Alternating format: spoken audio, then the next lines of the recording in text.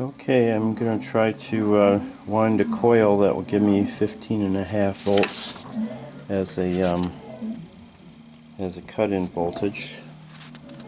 So I reran the calculations. 15.5 volts.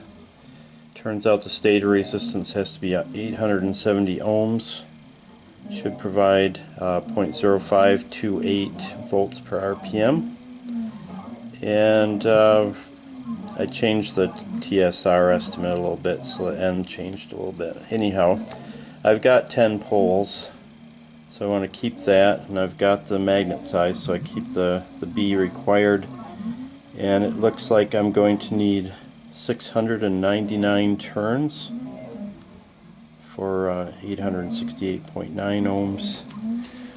So that many turns in the same amount of space means very fine wire, and I don't know if you can see this, but I'm using 38 gauge wire.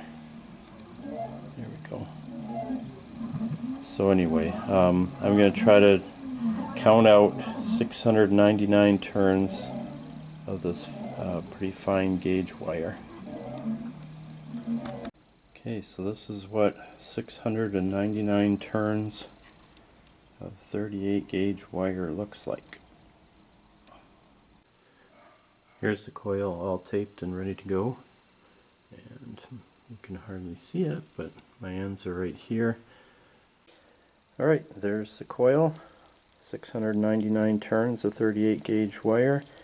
Now it's time to mount it and do a few electrical tests. Okay, the first check is the resistance.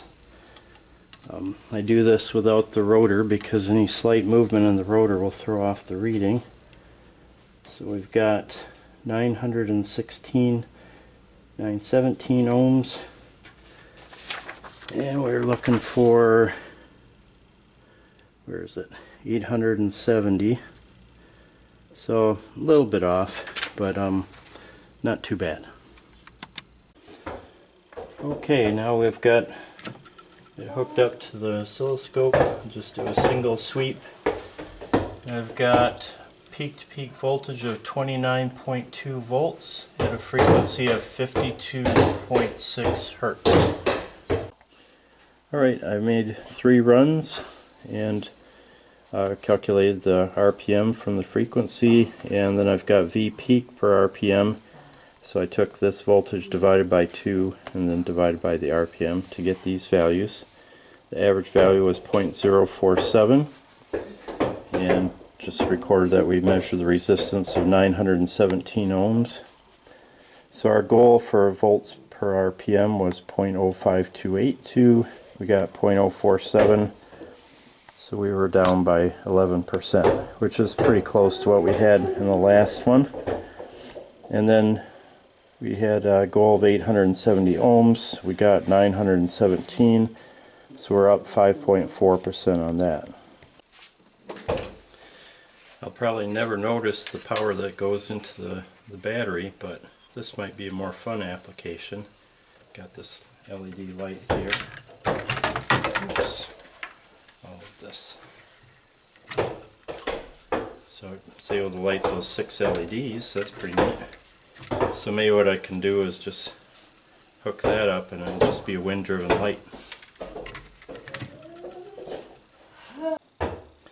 Or better yet, I could wire 2 across the polarity here, and that way when it's on the positive side of the cycle, one would light, and on the negative side of the cycle, the other one would light.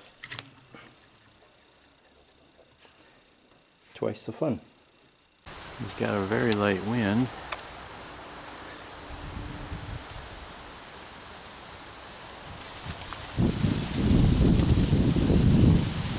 But you can see that these LEDs are just starting to light up, even though the wind is pretty light.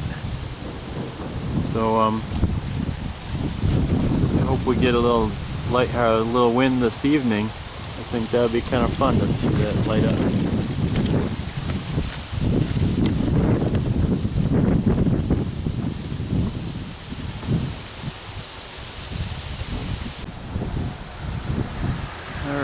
It's wired directly to the there, it comes in here. It's wired directly to the charge controller for a wind turbine. Even in a really good breeze, I wouldn't expect to see more than, say, 10 milliamps. So that last digit might go to a 1. So it's going to be kind of boring, but the point is we could make a turbine that can get decent voltages, and we could see that how it lit the LEDs, and those things take about 10 volts or so to start lighting. So anyhow, I'm going to replace this connection with just the LEDs, see if we get some light tonight, and just leave it at that.